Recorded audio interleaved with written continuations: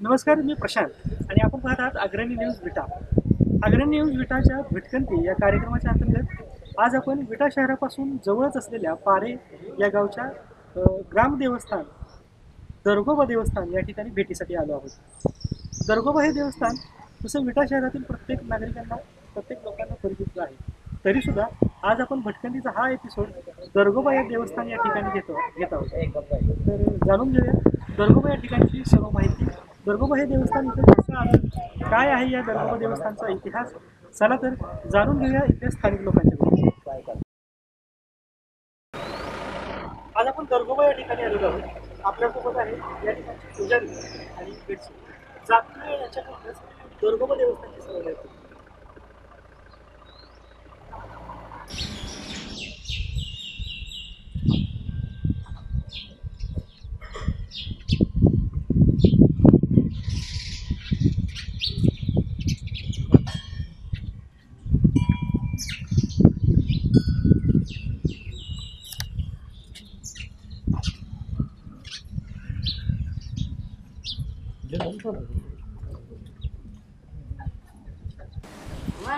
आता आपण शिलाबाई मंदिराजवळ आलेलो आहोत.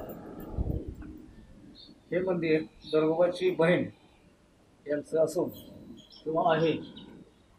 टोटली जी देवाचा जी मान असतो ही या ठिकाणी प्रथम केला जातो. म्हणजे ही दरगोबाची बहीण, बहीण दरगोबा देवाची ही बहीण. या देवाचं नाव शिलाबाई देवी. शिलाबाई देवी म्हणजे देवाला इथं प्रेक्षण द्यायला म्हणजे पहिल्यांदा येतात त्यावेळी पहिला मान येतो. देवीला भेटून नंतर मग देवाला वरती जावा, देव मंदिरच्या तिकडे जावा.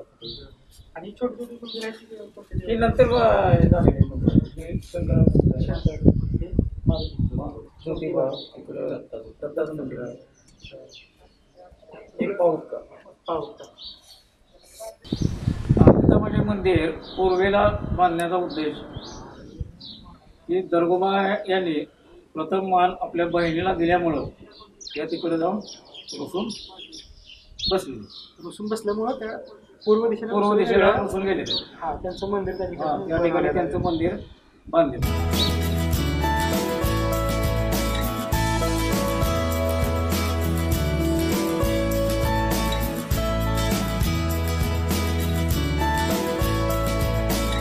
आपल्या दरगोबा देवस्थानाच्या जवळ इथं रेवणसिद्ध मंदिर पण काहीतरी जवळच आहे असं मला समजलं. त्याबद्दल आपल्याकडून थोडी माहिती मिळाली तर बरं होईल. बरोबर दरगोबा मंदिराच्या उत्तरेला म्हणजे उत्तर दिशेला या डोंगराच्या पलीकडे पाठीमागच्या बाजूला रेवणसिद्ध मंदिर रेवणसिद्ध मंदिर म्हणजे प्रसिद्ध देवस्थान ते या ठिकाणी आहे. आता आपण या ठिकाणी आलो.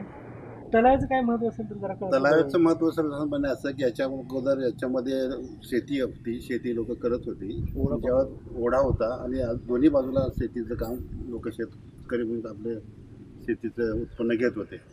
ज्यावेळेला पाझर तलावाची या ठिकाणी ज्या टायमाला बांधण्याचा एक संकल्प समोर आला त्यावेळेला समजा की शेतकऱ्याने अगदी स्वतःच्या मर्जीनं कोणताही समजा मला वाटतं मोबदला काय घेतलेला नसावा आणि ही संपूर्ण जमीन तलावासाठी त्यांनी बहाल केलेली आहे. म्हणजे शेतकऱ्यांचं ते खूप मोठं अगदी योगदान आहे. आणि पाझर तलावाचा कालावधी जवळजवळ माझ्या माहितीप्रमाणे 69 ते 72 या कालावधीमध्ये पूर्णपणे हा पाझर तलाव म्हणूनच त्याचं हे झालेलं आहे. पूर्णपणे मातीचा बंधारा आणि दोन्ही बाजूला डोंगर असल्यामुळे हा स्पॉट अगदी व्यवस्थितपणे वाढला गेला, मान्य झालं त्यांना. आणि हाईट जी आहे त्याची ती समजा की आपल्या ह्या मंदिराची सुद्धा पाण्यामध्ये याचा त्रास होऊ नये अशा पद्धतीमध्ये त्या तलावाची उंची त्यांनी ठेवलेली आहे. आणि या तलावाचं पाणी की नंतर पाणी भरपूर मिळाल्यानंतर ऑटोमॅटिकली मला वाटतं आता जवळजवळ 3-4 गावाला पिण्याच्या पाण्याचा प्रश्न इथूनच होतो. 8 गावांना. तरी या तलावाच्या बाबतीत खूप मोठं योगदान आहे. कारण दोन्ही बाजूला डोंगर असल्यामुळं वरून येणारं पाणी अगदी ऑटोमॅटिकली त्याच्यामध्ये साठतं.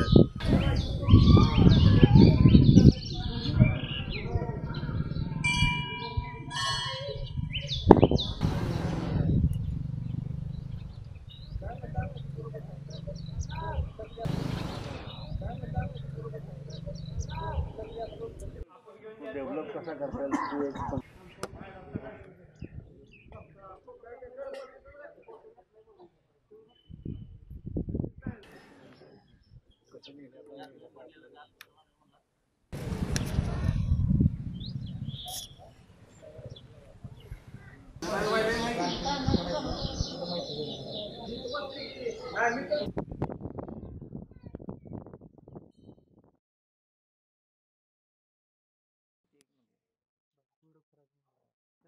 इथूनच जवळ पूर्वेला दर्गोबाची पत्नी मीताबाई यांचं मंदिर आहे.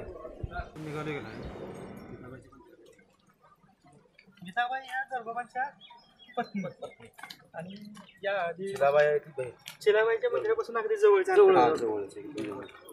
आता हे अगदी जवळ म्हणजे तलावाच्या बाजूला हे मंदिर. मीताबाई देवीच्या मंदिरामध्ये म्हणजे जेवढं महत्व तिथं ज्या चिलाबाईंना महत्व आहे तेवढंच महत्व याही देवीला आहे. आता या देवी त्यांच्या पत्नी आहेत, त्यांच्यापासून इथं लांब इथं यात्रा वगैरे कसं करते किंवा काय झालं बरोबर. यात्रा चैत्र महिन्यात, चैत्र महिन्यामध्ये इथे यात्रा पौर्णिमाचा अधिकार आहे. दिवसाला काही नक्षत्रामध्ये नक्षत्र 5 चैत्र महिन्यातील नक्षत्राला या ठिकाणी यात्रा भरते. आदल्या दिवशी नैवेद्य असतात. नैवेद्य एक रात्र पूर्ण म्हणजे जेणेकरून हळदी समारंभ म्हणा किंवा इतर ज्या काही गोष्टी घडत असतील त्या सर्व गोष्टी लग्न कार्यक्रमावर इथं घडतात. म्हणजे अंतरपाठ धरून वगैरे स्वामी बोलवून पूर्णपणे आपल्यात कोणाचं लग्न ठरलं सेम मूळ नक्षत्राच्या दिवशी सकाळी दिवस उगवण्याची वेळ होतो का नाही सूर्योदयाचे पहिले बरं म्हणजे सूर्य या बाजूला इकडून म्हणजे सूर्याची किरण म्हणजे सूर्य उगवायला सुरुवात झाली तिकडं पहिल्या अक्षतापर्यंत सुरू होते. म्हणजे किती छान महत्व आहे बघा या देवीचं. दर्गोबाच्या पायथ्याच्या ठिकाणी दर्गोबांच्या बहिणीचं मंदिर आहे आणि तिथूनच थोड्या अंतरावरती म्हणजे दर्गोबा देवांनी आपल्या बहिणीला आपल्या जवळ ठेवलं, आपल्या पायथ्याच्या ठिकाणी महत्त्व दिले, स्थान दिले. आणि हे स्थान मीताबाई देवींना म्हणजे दर्गोबांच्या पत्नीला थोडं खटकलं, आवडलं नाही, मग त्यांनी तिथूनच अगदी रुसून एका बाजूला येऊन या ठिकाणी इथं राहिलेले आहे. त्याचबरोबर या ठिकाणी दर्गोबा या देवस्थानच्या 2 यात्रा भरतात असं आपल्याला या ठिकाणचे पुजारी यांनी सांगितलं. चैत्र महिन्यातल्या मूळ नक्षत्राच्या दिवशी या ठिकाणी यात्रा भरते. यात्रा म्हणजे काय तर या ठिकाणी दर्गोबा देवांचा आणि मीताबाई देवींचा विवाह सोहळा घडतो. खूप विशेष गोष्ट आहे. महाराष्ट्रामध्ये मला वाटतं हे असं फक्त इथंच घडत असावं. दर्शन घेऊ.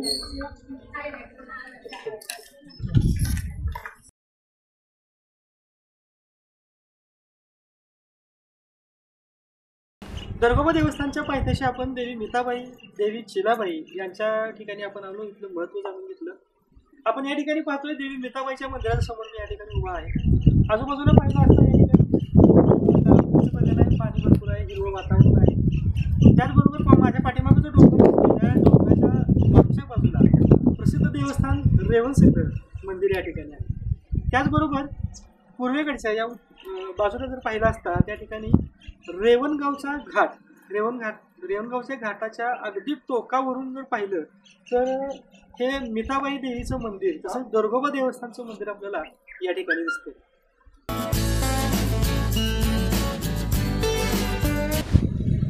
आता आपण दर्गोबा देवस्थानच्या मूळ ठिकाणच्या पायथ्याशी आलेलो आहोत. दर्गोबा देवस्थानला दर्गोबाला महाकाळेश्वर म्हणून सुद्धा संबोधलं जातं. आता आपण या ठिकाणी म्हणतो जाणार आहे या ठिकाणी दर्गोबा देवाचं मूळ स्थान मंदिर आहे. त्या ठिकाणी आता आपण जाणार आहोत.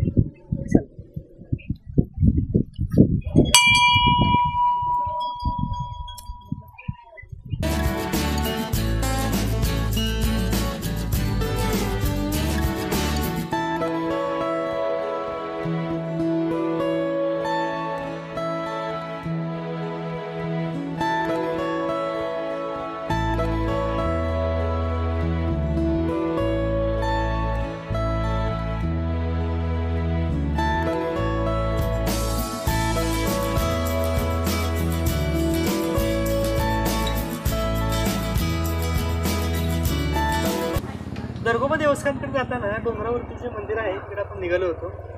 परंतु आता पायऱ्या चढून जरा थोडं म्हणजे एक उत्साह निर्माण झालेला आहे. त्याचबरोबर हे निसर्गरम्य वातावरण बघून इथं बसण्याचा मला मोह काही आवडता आलेला नाही आहे. थोडा वेळ आपण इथं विश्रांती करू आणि नंतर दर्गोबा देवस्थानासाठी दर्शन घेण्यासाठी पुढे जाऊ. बराच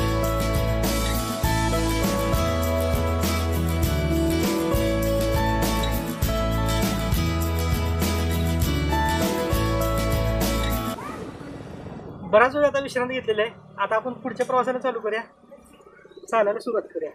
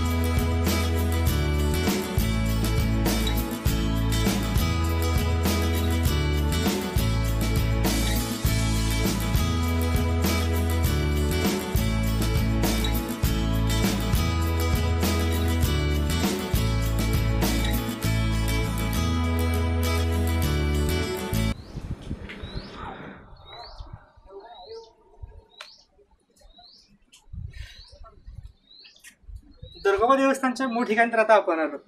एवढ्या पायऱ्या चढून वरती आल्यानंतर खरंच दमल्यासारखं होते. पण इथं वरती आल्यानंतर जो निसर्ग देखावा किंवा जे सौंदर्य पाहायला मिळते, निसर्ग सौंदर्य खरंच अप्रतिम आहे. आणि हे किती डोळ्यात साठवावं, सामावून घ्यावं असं वाटतंय. आता आपण दुर्गोबा देवस्थानच्या मूळ ठिकाणी आलो आहे. दर्शन घेऊया.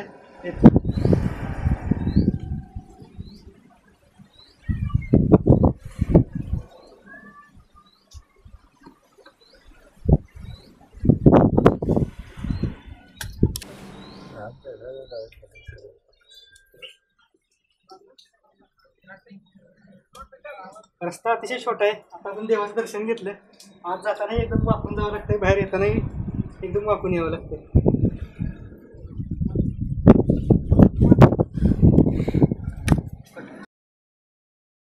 दुर्गोबा देवस्थानच्या मूळ स्थानावरती आपण या ठिकाणी आलोय. उंच ठिकाणावरती हे डोंगरावरती हे स्थान आहे. या ठिकाणी आपण आलो, देवाचं दर्शन घेतलं. एवढ्या पायऱ्या चढून वरती आलो, देवाचं दर्शन घेतलं. आणि दर्शन घेऊन थोडं विसावल्यानंतर आजूबाजूला पाहिल्यानंतर जो निसर्ग देखावा दिसतोय, निसर्ग सौंदर्य दिसतंय, तर हजारो रुपये खर्चून लोक महाबळेश्वर अशा पर्यटन ठिकाणी जातात. परंतु या ठिकाणीही येऊन लोकांना तो आनंद मिळू शकेल असं मला नक्की वाटतंय. या ठिकाणी आपण पाहताय माझ्या पाठीमागच्या बाजूला डोंगर हिरवळ आहे, खाली तलाव आहे.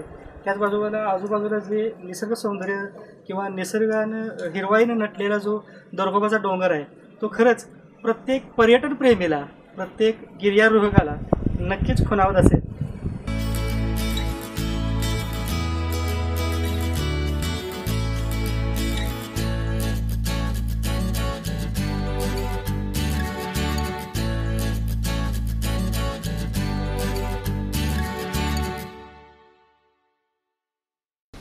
आता आपण मेन देवस्थान कसे आलो दुर्गोबा मंदिरापाशी जवळ. आणि हा देव इथं कसा भक्तीनं आला तुला सगळं सांगते आपण.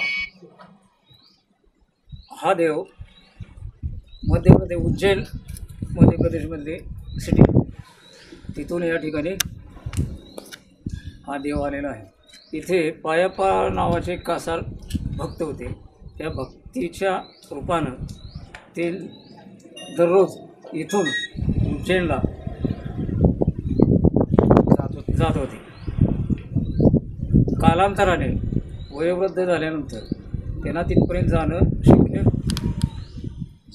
झाले नाही. त्यामुळे त्याने देवालाच मागणी घातली की इथून पुढे तू माझ्याकडं आलं पाहिजे. अशा पद्धतीने हा देव इकडे इथे आला. इकडे येतानाच जरच्या पुढे एक मुचंडी म्हणून गाव आहे, तिथं पहिला मुक्काम झाला. पहिला तिथे एक मुक्काम झाल्यामुळं तिथे एक देवस्थान झाले. असंच देवस्थान आहे ते. पण यात्रा 1 दिवस आणि 1 रात्र फुल यात्रा भरली जाते. आणि सकाळ सकाळी पहाटे 5-5:30च्या दरम्यान देवाची पालखी देवीच्या मंदिराकडं जाऊन तिथे विवाह सोहळा पार पडला जातो. चैत्र महिन्यात हनुमान जयंतीला इथे देवाचा हळदीचा कार्यक्रम होत असतो. तदनंतर येणाऱ्या मूळ नक्षत्रावर देवाचा विवाह सोहळा म्हणजेच यात्रा संपन्न होते. भटकंती या कार्यक्रमाच्या अंतर्गत आज आपण दर्गोबा या देवस्थानावरती भटकंती करण्यासाठी आलो होतो.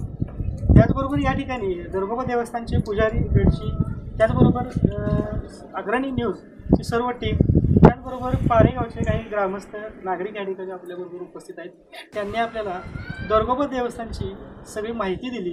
त्याबद्दल अग्रणी न्यूज परिवाराच्या वतीनं मी त्यांचा हार्दिक आभार मानतो आणि आजचा एपिसोड या ठिकाणी संपला असं जाहीर करतो. पुढच्या भागात नवीन ठिकाणी, नवीन जागेवरती, नवीन एका ऐतिहासिक स्थळावरती आपण जाऊन नवीन कार्यक्रम करणार आहोत. पाहत राहा भटकंती कार्यक्रम.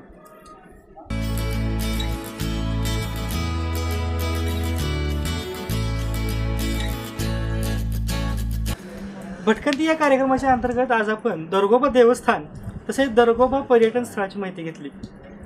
कॅमेरामन प्रथमेश बामणेसोबत प्रशांत कांबळे, अग्रणी न्यूज, विटा.